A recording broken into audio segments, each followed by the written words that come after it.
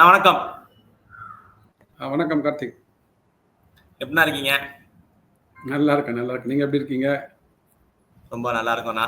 Nobel prize, முன்னாள் governor அப்படிலாம் ஒரு 5 குழு போட்டு அப்ப திராவிட மாடல் ஆட்சியில பொருளாதாரம் ஓஹோன்னு வரும்னு நினைச்சு பார்த்தா இப்ப வந்திருக்கு. அதுவும் எதுல வந்திருக்குன்னா, மீண்டும் கடன்ல பெறுவதுல முதல் மாநிலமா தமிழகம் வந்திருக்கு. என்ன காரணம்? என்ன காரணம் அப்படின்றது நம்ம சொன்னா ஏதோ திராவிட முன்னேற்ற கழகத்துக்கு எதிராக பேசுறோம் அப்படின்னு மக்கள் நினைச்சுப்பாங்க இல்லைங்களா? அதற்குண்டான தகவலே பார்த்தீங்கன்னா, ஒரு தரவுகள் சிஏஜி ஆடிட் ரிப்போர்ட் மூலமாக ஒரு 2 வாரத்துக்கு முன்னாடி CAG auditor, okay, controller and auditor general of India இருக்காங்களா, அவங்க தமிழ்நாடுக்கு உண்டான ஒரு தணிக்கை அதிகாரி அந்த ரிப்போர்ட்டை பப்ளிஷ் பண்ணாங்க. மார்ச் 2023 முடிந்த நிதியாண்டுக்கு உண்டான ஒரு நிதிநிலை அறிக்கையை தணிக்கை பண்ண நிதிநிலை அறிக்கையை அவங்க கொடுத்தாங்க. பிளஸ் அது சட்டமன்றத்திலையும் அவங்க வச்சிருப்பாங்கன்னு நினைக்கிறேன். அதுதான் அதனோட புரோட்டோகால். அதை பத்தி விவாதம் நடந்ததா என்னன்னு நமக்கு தெரியல. நீங்க சொல்ற மாதிரி நம்ம சட்டசபை தான் நேரலையில் அவங்க காமிக்கிறது இல்லையே, நமக்கு தெரியாது. அதுல என்ன ஒரு ரொம்ப முக்கியமா பார்க்க வேண்டியதுன்னா, இன்னைக்கு தேதியில, அதாவது இந்த வருஷம் முடியல ஒரு 8,33,000 கோடி ரூபாய் கடன்ல தமிழகம் இருக்கும். 8,33,000 கோடி ரூபாய். இவர்கள் ஆட்சிக்கு வரும்போது ஒரு 4 வருஷத்துக்கு முன்னாடி ஆட்சிக்கு வந்தாங்க இல்லைங்களா? அப்போ வரும்போது இருந்த கடன் தொகை 4,56,000. 4,56,000 8,33,000 ரூபாய்க்கு அசுர வளர்ச்சியாக போயிருக்கிறாங்க. எவ்வளவு வளர்ச்சி பார்த்தீங்கன்னா 3,76,000 கோடி ரூபாய். வருடத்திற்கு 96,000 கோடி ரூபாய். வருடத்திற்கு எவ்வளவு? 95,000 கோடி ரூபாய் கிட்ட கடன் வாங்குறாங்க. இவங்க என்ன சொல்றாங்க? மத்திய அரசாங்கம் எங்களுக்கு நிதி தருவதில்லை, அதனாலதான் எங்களுக்கு கடன் சுமை ஜாஸ்தியா இருக்குன்றாங்க. ஆனா கேட்கிறேன், இப்போ இந்த 16th ஃபினான்ஸ் கமிஷனுக்கு ஒரு ரெக்கமெண்டேஷன் ஸ்டாலின் ஐயா கொடுத்தாங்க. அதுல என்ன கொடுத்தாங்கன்னா, 41% இருந்த மாநிலங்களுக்கு உண்டான வரி பகிர்வு 50% உயர்த்த வேண்டும் அப்படின்னாங்க. சரிங்களா? இப்போ 41% இருந்த வரி பகிர்வு மூலமா நமக்கு எவ்வளவு வருதுன்னு பார்த்தீங்கன்னா, கிட்டத்தட்ட ஒரு 50,000 கோடி ரூபாய் வருது. 49,000 கோடி ரூபாய் வச்சுக்கோங்களேன். ஸோ இந்த 50,000 கோடி ரூபாய் 41% நமக்கு கிடைக்கும் போது 50% எவ்வளவு கிடைக்கும் உங்களுக்கு? கிட்டத்தட்ட ஒரு 10,000 கோடி ரூபாய் எக்ஸ்ட்ரா கிடைக்கும் வச்சுக்கோங்க. ஒண்ணுமே இல்லை. இப்போ நாளைக்கு மோடி ஐயா அவர்கள் அந்த ஃபினான்ஸ் கமிஷனை ஃப்ரேம் பண்ணி பாத்தீங்களா? அரசியல் சாசனத்தின் மூலமாக அவர்கள் ரெப்ரசென்ட் பண்றாங்க, மினிஸ்டர்ஸ் எல்லாம் மீட் பண்றாங்க. சரிங்க, 50% ஓகே அப்படின்னு சொல்லிட்டு கிராண்ட் பண்ணிட்டாங்க அப்படின்னா உங்களுக்கு 10,000 கோடி ரூபாய் எக்ஸ்ட்ரா கிடைக்கும். அந்த 10,000 ரூபாய் கோடி கடனை வைத்துக்கொண்டு வருடம் நீங்க வாங்குகின்ற 94,000 கோடி ரூபாய் கடனை அடைத்து விடுவீர்களா? அப்ப எங்கேயோ பணம் லீக் ஆகுது. அரசின் கஜானாவில் இருந்து எங்கேயோ பணம் லீக் செய்யப்படுகிறது இல்லையா? எங்க போகுது அந்த பணம்? இந்த நடுவில் கொஞ்சம் பக்கத்துல காணும் மாதிரி நடுவில் கொஞ்சம் பணம் காணாமே போயிட்டு இருக்கு. என்ன சொல்றாங்க? அந்த சிஏஜி ரிப்போர்ட்ல ஒவ்வொன்றா சொல்றாங்க அவங்க. அதாவது இந்த நீங்க இப்ப ஜிஎஸ்டி பத்தி நம்ம பேசினாலும் திருப்பி அது ஜிஎஸ்டி பத்தி ஒரு குறிப்பு சொல்லியிருக்கிறாங்க. ஒரு 3 சிறைகள்ல ஆடிட் பண்ணியிருக்கிறாங்க. சென்ட்ரல் பிரிசன் சொல்றாங்க பாத்தீங்களா? சென்னையில ஒன்று இருக்கு, மதுரையில ஒன்று இருக்கு, இன்னொன்று திருச்சியில இருக்குன்னு நினைக்கிறேன். ஸோ ஒரு 3 பிரிசன்ஸ்ல ஆடிட் பண்ணிருக்க சிறை ஆடிட் பண்ணியிருக்கிறாங்க. அதுல என்ன சொல்றாங்கன்னா, கிட்டத்தட்ட ஒரு 5.9 கோடி ரூபாய்களுக்கு பொருட்கள் கொள்முதல் செய்யப்பட்டதாக கணக்கு காமிச்சிருக்கிறாங்க. ஆனா பொருட்கள் அங்க இல்லை. கிட்டத்தட்ட 6 கோடி ரூபாய்க்கு பொருட்கள் கொள்முதல் செய்யப்பட்டதாக பதிவு பண்ணப்பட்டிருக்கிறது, வாங்கினதாக கணக்கு எழுதியிருக்கிறாங்க. ஆனா அது வாங்கப்பட்டதுக்கு உண்டான ஆதாரங்கள் எதுவுமே இல்லை. சரி, ஒரு படி மேல அவங்க என்ன பண்ணாங்க, ஒரு பிரிசனை மட்டும், ஒரு சிறைச்சாலையை மட்டும் ஒரு ஆடிட்ல எடுத்து அதுல என்ன சொல்றாங்கன்னா, கிட்டத்தட்ட ஒரு 1.51 கோடி ரூபாய், 1.5 கோடி ரூபாய்க்கு ஒரு சிறையில வாங்கியிருக்கோம்னு சொல்றாங்க கணக்குல. ஆனா சப்ளை பண்ண 1.5 கோடி ரூபாய் சப்ளை பண்ணதா காமிக்கணும்ல.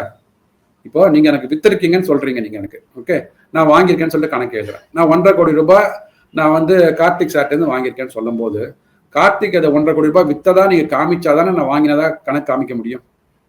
நான் வாங்கினது மட்டும் கணக்கு காமிச்சிருக்கிறேன், நீங்க வித்தது 1.5 கோடி ரூபாய் இல்லை. இதை எப்படி கண்டுபிடிச்சிருக்காங்க அப்படின்னா, ஜிஎஸ்டியில ரிட்டர்ன் ஃபைல் பண்ணுவாங்க. யாரெல்லாம் விற்கிறாங்களோ அவங்க ஜிஎஸ்டிஆர் 1ன்னு ஃபைல் பண்ணுவாங்க. அப்புறம் வாங்குறவங்க 20ஆம் தேதி அன்னைக்கு ஒரு கம்ப்யூட்டேஷனை போட்டு எவ்வளோ லைபிலிட்டி, நான் எவ்வளோ கொள்முதல் பண்ணினேன்றதை கணக்கு பண்ணுவாங்க, பண்ணி காமிப்பாங்க. அந்த மாதிரி ஒரு மேட்சிங் காமிக்கும் போது நீங்க 1.5 கோடி ரூபாய் இங்கே விற்கவே இல்லை அப்படின்னு சொல்லியிருக்கீங்க. ஆனால் வாங்கினதாக காமிக்கப்பட்ட அந்த 1.5 கோடி ரூபாய் யார் வித்தாங்கன்னே தெரியல. சரிங்களா? ஆனால் இதை கேள்வி கேட்ட அந்த சிஏஜி அதுக்கு என்ன பதில் கொடுத்துருக்குறாங்கன்னா, சிஏஜி ஆடிட்டர் கேள்வி கேட்டிருக்கிறாங்க.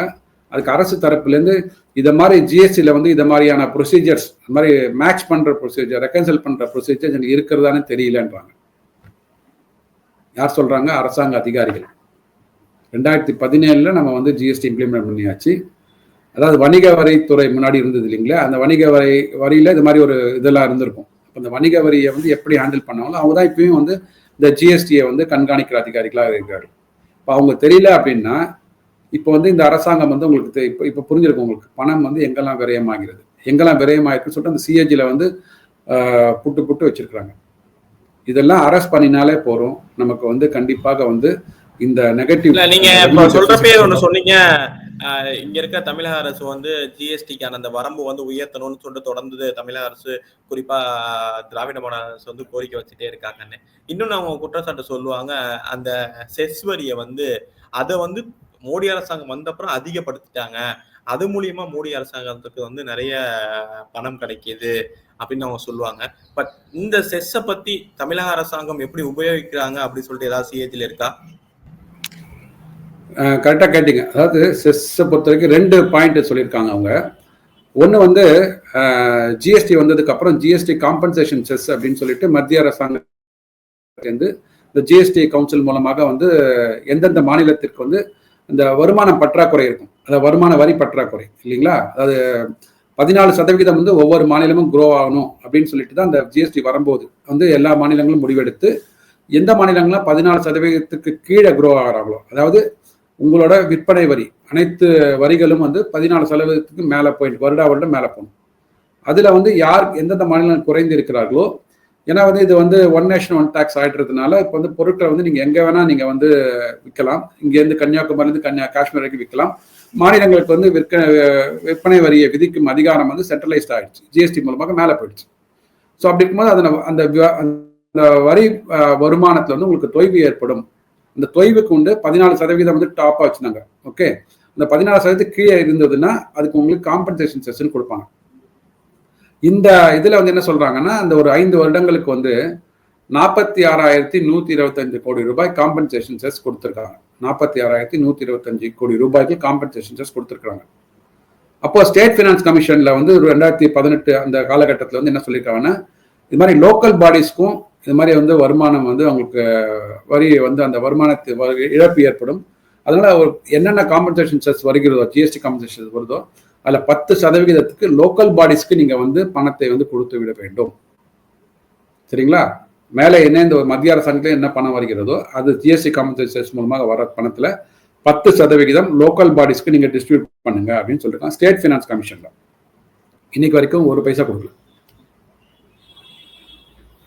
அதாவது ஜிஎஸ்டி இம்ப்ளிமெண்ட் பண்ணதுக்கு அப்புறம் இவர்கள் வந்து என்ன பண்ணியிருக்காங்கன்னா, மத்திய அரசாங்கம் அனைத்து மாநிலங்களுக்கும் எவ்வளோ வருமானம் பற்றாக்குறையாக இருந்ததோ ஜிஎஸ்டினால ஒவ்வொரு வருஷமும் அந்த கேப்பை கால்குலேட் பண்ணி கிட்டத்தட்ட வந்து ஒரு, அதாவது நான் சொல்றது வந்து இது 46,000 கோடி ரூபாய் வந்து வருமானம் மூலமாக கொடுக்கப்பட்டது மட்டுமே, வரி மூலமாக பகிர்ந்தளிக்கப்பட்டது. அதுக்கு மேலே ஷார்ட்ஃபாலாக இருக்கிறத வந்து எஸ்பெஷலி இந்த கொரோனா காலகட்டத்தில் மத்திய அரசாங்கத்துக்கு வரி இல்லை, அவங்க வந்து ஜிஎஸ்டி கிராண்டா கொடுத்தாங்க. அவங்க வந்து லோன் வாங்கி ஜிஎஸ்டி காம்பன்சேஷன் மூலமாக லோனை வாங்கி அனைத்து மாநிலங்களுக்கும் நீங்க திரும்பவே கொடுக்கவே வேண்டாம் அப்படின்ற ஒரு கண்டிஷன்ல வந்து அகைன் பணத்தை கொடுத்தாங்க. ஸோ மொத்தமாக கிட்டத்தட்ட பார்த்தீங்கன்னா தமிழக அரசாங்கத்துக்கு 62,000 கோடி ரூபாய் கடன் இது பணம் வந்திருக்கு ஜிஎஸ்டி மூலமாக. அதுல வந்து நான் சொன்ன 46,000 கோடி ரூபாய் வரி மூலமாக வந்திருக்கு. மீதி வந்து அவங்க வந்து திரும்பி நீங்க கொடுக்கப்பட வேண்டாம் என்ற கட்டாயத்தில் வந்து ஒரு கடனை கொடுத்துருக்காங்க. இதுல 10%, 46,000 கோடி ரூபாய் 10% லோக்கல் பாடிஸ் கொடுக்கணும், அது கொடுக்கல. ஒன்று, இது வந்து ஜிஎஸ்டி காம்பன்சேஷன் மூலமாக. ரெண்டாவது வந்து மிக முக்கியமாக பார்த்தீங்கன்னா இன்னொரு செஸ் ஒன்று விதிக்கிறோம் நம்ம. அதாவது இங்கே தமிழ்நாடு போக்குவரத்து துறை இருக்கு இல்லையா பார்த்தீங்களா, அந்த போக்குவரத்து துறை வந்து நம்ம டெய்லி டிக்கெட் வாங்கும் போது பார்த்தீங்கன்னா அவங்க வந்து இது பண்ணுவாங்க, ஒரு அது நமக்கு தெரியாது ஆக்சுவலாக, ஒரு குறிப்பிட்ட சதவிகிதம் வந்து இந்த ஆக்சிடென்ட் அண்ட் ப்ரிவென்ஷன், யாரெல்லாம் வந்து ப்ரிவென்ஷன் அதாவது விபத்துகளை நடக்காமல் இருப்பதற்காகவும் விபத்துகளில் வந்து யாரெல்லாம் உயிரிழப்பு ஏற்படுகிறதோ அவர்களுக்கு வந்து ஒரு நஷ்ட ஈடு கொடுப்பாங்க பார்த்தீங்களா, அதற்கு வந்து ஒரு செஸ் கலெக்ட் பண்ணுறாங்க. அது நம்ம டிக்கெட் ஃபேர்க்குள்ளேயே இருக்கும். ஒரு 20 ரூபா நீங்க டிக்கெட் கொடுத்து வாங்குறீங்களா, அதுல கொஞ்சம் சதவிகிதம் வந்து அதுல போகும். ஸோ இந்த ரயில் செஸ்னால டிக்கெட் என்ன எல்லாம் அர்த்தம்னா இது எதற்காக பண்ணுவோமே, கிளிக் பண்ணுவோம்ல, உங்களுக்கு இன்சூரன்ஸ் வேணுமா வேணாமா, அந்த மாதிரி அதுலயும் பண்றாங்க பஸ்லயும். ஆமா, ஆனா அதுல கிளிக் பண்றதுக்குண்டான வாய்ப்பு கிடையாது. நீங்க டிக்கெட் வாங்கினீங்கனாலே அதுல வந்து ஒரு சதவிகிதம், ஒரு குறிப்பிட்ட சதவிகிதம் அந்த செஸ் என்ற ஒரு இதுக்கு போயிடும், அக்கௌண்ட்டுக்கு போயிடும். சரிங்களா? அது சின்ன தொகை தான். ஸோ அதை எதுக்காக யூஸ் பண்ணுவாங்கன்னா, இந்த வந்து விபத்துகள் நடக்காம இருக்கிறதுக்கும், விபத்துக்குனால உயிரிழப்பு ஏற்படுகின்ற குடும்பத்தினருக்கும் ஒரு தொகை கொடுப்பாங்க வச்சுக்கோங்களேன்.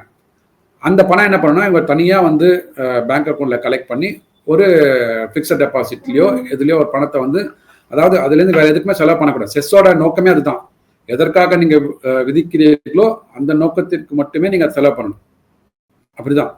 ஸோ அப்படி இருக்கும்போது இந்த ஆடிட் ரிப்போர்ட்ல என்ன சொல்றாங்க அப்படின்னா, அதற்குண்டான ஒரு தரவுகள் பார்த்தீங்கன்னா கிட்டத்தட்ட ஒரு 600 கோடி ரூபாய், அதாவது 555 கோடி ரூபாய் வந்து 2021-22 காலகட்டத்தில் வந்து செஸ் மூலமா கலெக்ட் பண்ணப்பட்டது. ஒரு கடந்த ஒரு 5 ஆண்டுகள், இதோட 5 ஆண்டு அறிக்கை இது.